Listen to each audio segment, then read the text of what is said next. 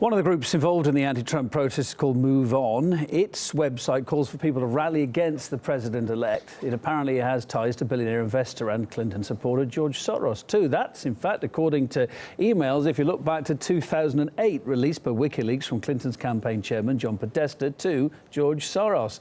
In fact, they gave tips on how to steer American voters. For example, financing groups operating at campaign rallies. Move On was among them. Here's Ghana Chichikan. Outraged by Donald Trump's victory in the presidential election, tens of thousands of people have taken to the streets across the U.S. to protest. Many demonstrators are refusing to accept Trump's victory. It looks like advocacy groups played a hand in organizing the seemingly spontaneous protests. Among them, an organization called Move On, which is funded by George Soros, a Hillary Clinton supporter and billionaire. The day after Trump was elected, the group sent out a press release saying, "Within 2 hours of the call to action, Move On members had created more than 200 gatherings nationwide, with the number continuing to grow on Wednesday afternoon."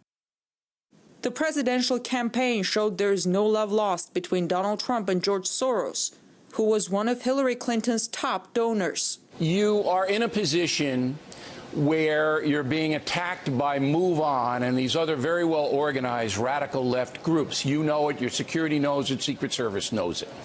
That's going to continue. Do you have a plan on how you're going to handle that?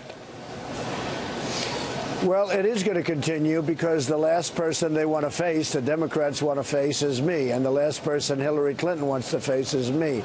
That was during the election campaign. But apparently Trump's victory in the election didn't stop the Soros organization from campaigning against him. Those who are stirring it up, and they do, many of them work for George Soros's front organizations, are really telling those innocent protesters and perhaps less innocent protesters that they're in danger, that they're endangered by Trump, even though Trump has done nothing but preach unity since he actually won the elections. In essence, what the opponents of Trump now are doing is exactly what they accused him of planning to do if he lost, which is disputing the results of an entirely fair election. It's an election where they've had all the media power and more of the money, and yet they've lost to him and to the voice of those ordinary people in the American shires who are normally ignored and forgotten. George Soros is known for stirring up anti-government protests in other countries, and it looks like the upcoming Trump administration might see a few. The Soros organization went beyond protesting. Move On released a petition calling to change the U.S. Constitution and get rid of the Electoral College, which gave Trump his victory. There are now some apparently well-funded attempts to undermine Trump's victory in the election. The irony is that many Clinton backers who are now slamming America's electoral system were praising it and scolding anyone who criticized it just days before the vote. In Washington, I'm Ganesh Chekyan, RT.